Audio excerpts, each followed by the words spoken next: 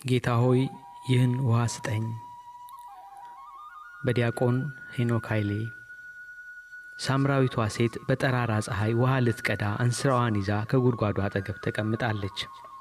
በጠዋት ወይም በማታ ውሃ መቅዳት ስትችል ፀሐይ አናት በሚበሳበት በ6 ሰዓት መምጣትን እንዴት ልትመርጥ ቻለች? ከጎረቤቶቿ ጋር እየተጫወተች አብራ ቀርታ መመለስ አትችልም ነበር? ብቻዋን ለመቅዳት ለምን ፈለገች? ከሰው ፀሐይ ያስመረጣትስ ምንድን ነው?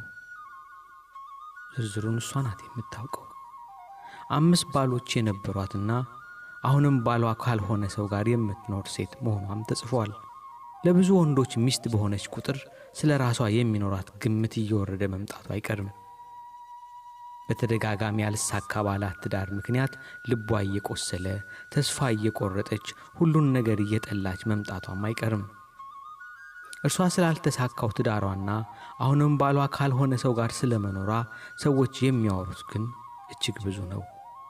የእርሷን ሕመም ሳይረዳ እንደ ርካሽ የሚቆጥራት፣ ዝሙተኛ አድርጎ የሚያስባት፣ ዕድለቢስ አድርጎ የሚፈርጃት፣ በንቀት ባሽሙር ባለ 5 ባሎች አድርጎ የሚነቅሯት ሰው አይጠፋም።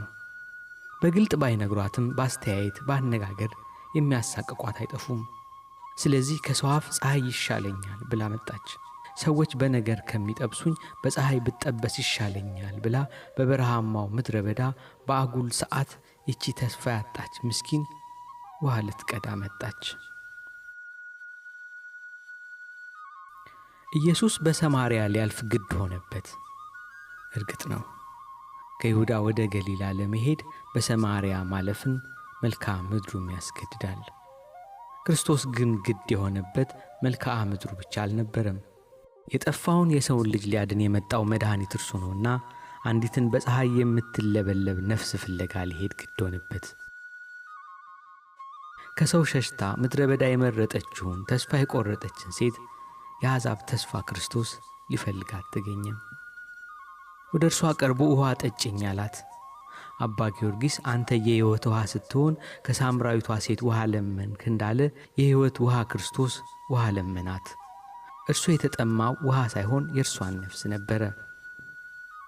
እርሷም አንተ አይሁዳዊ ስትሆን ሳምራዊት ከመሆን ከኔ ውሃ ትለምናለህን አለችው። እንዲህ ነው ነገሩ። የቆሰለች ነፍስ ስለ ዘር ታወራለች። ተስፋ የቆረጠች ነፍስ የዘር ጉዳይ ሲሆን ልሳኗ ይከፈታል። ውሃ ለማጠጣት ዘር መጠየቅን ምን አመጣው?